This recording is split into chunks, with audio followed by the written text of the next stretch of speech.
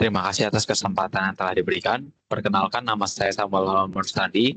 Pada kesempatan kali ini, saya akan menjelaskan mengenai budaya organisasi dan studi kasus di Apple Incorporation. Pertama-tama, mari kita bahas apa itu budaya organisasi. Budaya organisasi menurut Stephen P. Robbins adalah sistem makna bersama yang dianut oleh anggota organisasi yang membedakan organisasi tersebut dari organisasi lainnya, di mana fokus pada budaya organisasi meliputi nilai-nilai, norma-norma, keyakinan, dan cara kerja yang diterima secara luas di dalam organisasi. Karakteristik budaya organisasi menurut Stephen P. Robbins diidentifikasikan menjadi 7 karakteristik utama. Yang pertama yaitu inovasi dan pengambilan risiko, di mana maksud dari karakteristik ini adalah sejauh mana organisasi mendorong karyawannya untuk berinovasi dan mengambil risiko dalam perjalanan bisnisnya. Yang kedua yaitu karakteristik perhatian pada detail, di mana menekankan pada ketelitian dan tingkat analitis yang diharapkan perusahaan terhadap karyawan di perusahaan tersebut atau di organisasi tersebut. Karakteristik yang ketiga yaitu orientasi hasil. Maksud dari orientasi hasil adalah fokus organisasi yang terletak pada hasil atau pencapaian daripada proses yang digunakan untuk mencapainya. Karakteristik berikutnya yaitu orientasi manusia. Maksudnya adalah sejauh mana keputusan manajemen mempertimbangkan efeknya pada orang-orang yang ada dalam organisasi tersebut. Karakteristik berikutnya ada di yang kelima, orientasi tim. Maksud dari karakteristik orientasi tim adalah karakteristik yang menekankan pada sejauh mana pekerjaan di organisasi tersebut didasarkan pada tim, bukan hanya individunya. Karakteristik budaya organisasi yang berikutnya adalah agresivitas. Maksud agresivitas adalah karakteristik yang menekankan sejauh mana organisasi tersebut atau anggota organisasi tersebut bersifat kompetitif daripada kooperatif antar sesama anggota organisasi tersebut. Karakteristik budaya organisasi yang terakhir yaitu adalah stabilitas. Maksud dari karakteristik ini adalah karakteristik yang menekankan pada sejauh mana kegiatan organisasi menekankan pada status quo dan tidak mendorong pada perubahan di organisasi tersebut. Fungsi budaya organisasi itu ada 4. Yang pertama, identitas organisasi. Nah, maksudnya adalah budaya organisasi menciptakan identitas yang unik bagi organisasi tersebut. Fungsi yang kedua yaitu komitmen kolektif. Maksud dari komitmen kolektif adalah komitmen yang meningkatkan komitmen bersama atau kesepakatan bersama untuk mencapai tujuan bersama dari organisasi tersebut. Fungsi budaya organisasi yang ketiga adalah stabilitas sosial, di mana fungsi dari budaya organisasi ini adalah meningkatkan stabilitas sosial dengan menyediakan standar perilaku para peserta atau para orang-orang yang ada di organisasi tersebut. Fungsi budaya organisasi yang terakhir yaitu mekanisme kontrol, di mana budaya organisasi ini tersendiri berfungsi sebagai mekanisme kontrol informal dalam mengarahkan perilaku anggota-anggota organisasi tersebut. Pada presentasi kali ini saya akan mencoba menggali budaya organisasi pada studi kasus di Apple Incorporation. Sejarah singkat dari Apple Incorporation, perusahaan ini didirikan pada tahun 1976 oleh Steve Jobs, Steve Wozniak, dan Ronald Wayne di Cupertino, California.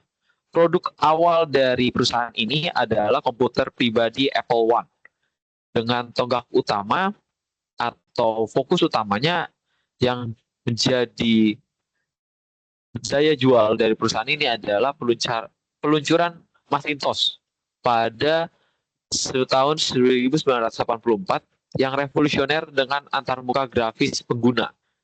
Transformasi besar pada perusahaan ini yaitu peluncuran iPhone pada 2007 yang mengubah industri teknologi. Kini Apple menjadi perusahaan teknologi terbesar di dunia dengan produk-produk yang unggulannya seperti iPhone, iPad, iMac, dan layanan digitalnya. Budaya organisasi di Apple Incorporation Terdapat beberapa budaya organisasi yang dapat digali. Yang pertama yaitu inovasi berkelanjutan, di mana Apple sebagai perusahaan menekankan inovasi dalam setiap aspek produknya, baik dalam desain maupun teknologi produk tersebut. Budaya organisasi yang kedua itu ada kerahasiaan, di mana kultur perusahaan atau budaya perusahaan tersebut sangat menjaga kerahasiaan proyek-proyek pengembangan produk terbaru dari perusahaan tersebut atau perusahaan Apple Incorporation.